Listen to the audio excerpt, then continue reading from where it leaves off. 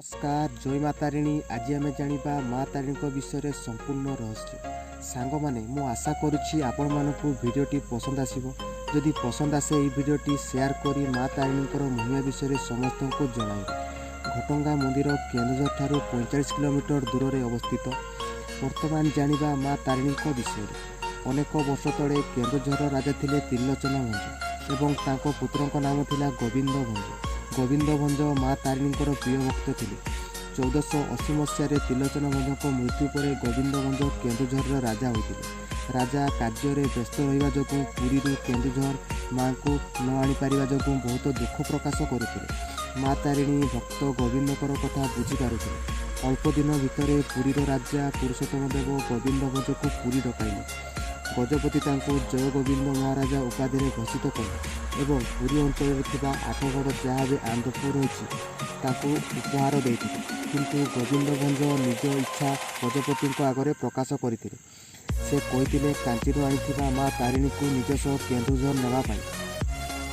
गजपति कहले माँ तारिणी होती पाषाणी नेबे केमिति गोविंद। गोविंद निराश न होई से दिन राति जाई माँ को पूजा अर्चना करते। परदिन गजपति को माँ स्वप्न देले गोविंद मोर प्रिय भक्त ता सहित मु केन्दुझर जीवी ताको अनुमति दे। ता परदिन गोविंद भंज कहले धन्य गोविंद माँ को नेबार व्यवस्था कर। गोविंद तापर ध्यान कले माँ शून्यवाणी देले। मु जेपरी घोड़ा चढ़ी कांची पुरी आसती ठीक सेमिति घोड़ा चढ़ी तो पछे पछे जीवी। घोड़ा चलिले मो पादर नुपुर रुणुझुणु जानीपारि। मु तो पछरे जाउची किंतु जदि तू पछको चाहिबाकू देखिबाकू चेष्टा करिवु मु पाषाण होई सेठारे ही रहिबी। परदिन गोविंद चली चली केन्दुझर अभिमुखे पछे पछे माँ तारिणीकर घोड़ा चढ़ी जाउथांती। जीवा समय माँ तारिणीकर रुणुझुणु शब्द गोविंद को कान में बाजुथे। किंतु लीलामयी माँ तारिणीकर लीला विचित्र थिला।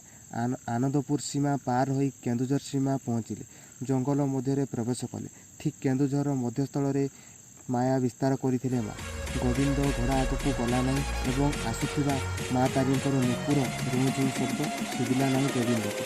गोविंद विचलित हो पछको चाहिए। ज्योतिमयी माँ घोड़ा उपर बसते। वचन भग्न थी माँ होगले पाषाण। माँ को शून्यवाणी है मु एठार ही रही। सेदिन ठारू माँ तारिणी शालबन ठारे पूजा पाई आसुचंती।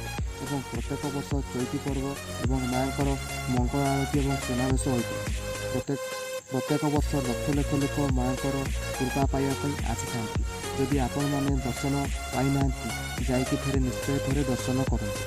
जदि भिडियोटी आपन को भल लगे भिडियोटी गोटे लाइक करूँ एवं चैनल बटन को सब्सक्राइब करूँ।